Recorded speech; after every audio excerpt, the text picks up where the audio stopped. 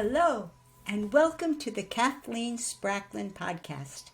I am a woman on a mission to assemble a cadre of writers, thinkers, and teachers who are transforming the world one character at a time. And it all starts with one thing, a deep understanding of human motivation, why people do what they do, and the forces that drive them. This is episode 32. Organizing Principles for the Basic Struggles. Yesterday, we took a look at the concept of trying to organize emotions.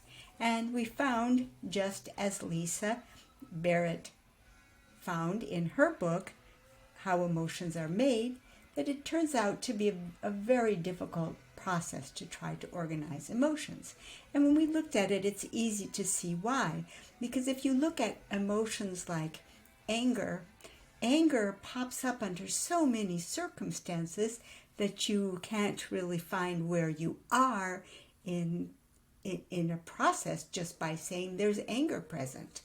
Likewise, happiness or feelings of self-satisfaction. So many different circumstances and events can give rise to those same basic emotions. In fact, it becomes very, very difficult to try to make sense out of human behavior based on emotion.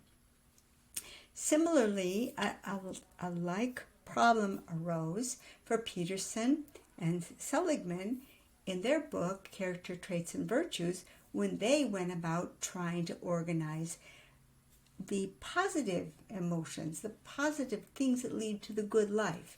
And they found they also could not create a taxonomy to make sense out of these emotions. The best they could do was classify them. So now let's take a look at what happens when you go about it in the other direction. When you go about it not from the standpoint of emotions, which are squirrely things to begin with, but instead go at the question from the standpoint of struggles. Barrett pointed out that in the classic theory of emotions, the concept was that emotions were stored in the brain biologically, evolutionarily. They were, like the organs of your body. Some, like the appendix, were maybe not so useful anymore. Others were vital. But thinking of emotions as something that you called up out of your brain. But scientific research has proven that no, that's not really what happens at all. Emotions are built up from the elements of feeling, and they come up almost from the bottom up to the point where finally when you become conscious of the emotion, it's already been fully assembled, and therefore it appears that it's been triggered instantaneously. Well, because of all that, she's kind of scrapped that whole approach and going about it in a different direction, which I will continue to read because I think it's quite fascinating. Nevertheless, I could not resist taking it back to the question of a struggle. Because when you organize the basic thing that we got evolutionarily, and I'm not going to say whether it's biological, maybe it is biological. I haven't explored it at that level. I don't have any credentials at that level. But you can clearly create an organizing principle out of the basic struggles that we do get all the way down from our most primitive nature all the way up to modern man. And I believe that these struggles still serve a very profound purpose in our completed treating ourselves as the pinnacle of evolution, that those same struggles are important to us and to our lives.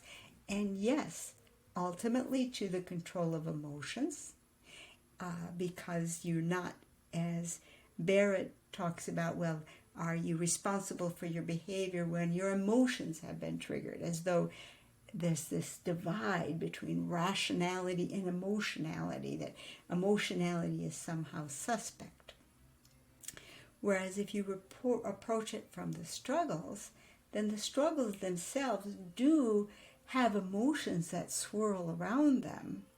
But there's something that you can talk about and handle that gives you not only a way to discuss it, but a way to remember those emotions. And if you're a fiction writer, which is where I'm coming from, you end up with a mechanism by which you can convey those emotions to the reader just by hinting at the struggle, because the emotions are common to the struggle, and the struggles are indeed common to us all.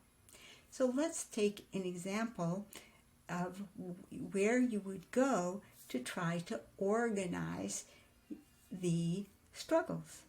And I've brought it up before under the heading of a taxonomy, but if we just take a look at it from the standpoint of, can we discover what's going on in the characters that we write? We have a character going around in our head and a story that involves the character.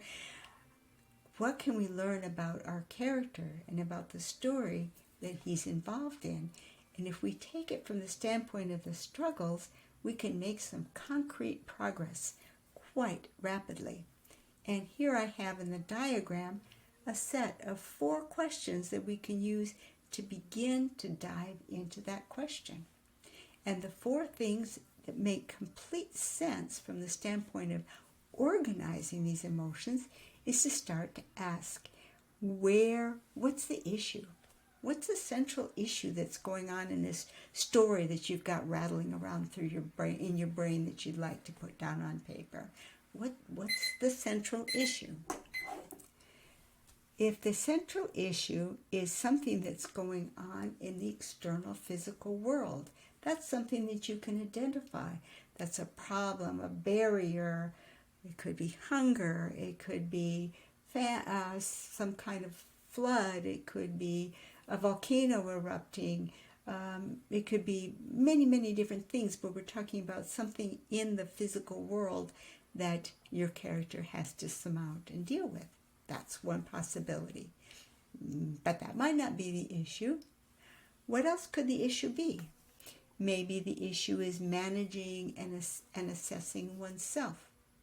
Maybe the character is struggling with addiction or struggling with self-esteem issues. Anything that has to do with, is the character's problem getting in his own way? That is a very distinct question from the physical world. Very, very easy. Those boundaries are not crossing one another. They're not fuzzy. Those boundaries are very clear. Does it continue with our other options? Could the problem for our character be his ability to observe, his awareness of what's going on around him, his ability to make correct judgments about what are the consequences of behaviors? Again, a very, very clearly different set of issues coming under that question than what you see under the previous 2. Let's extend it one more. For the final grouping, is the issue that our character is going through a question of navigating relationships? Relationships are enormously important in stories. Oh my gosh, you can barely imagine a story that doesn't have relationships. Most revolve around relationships.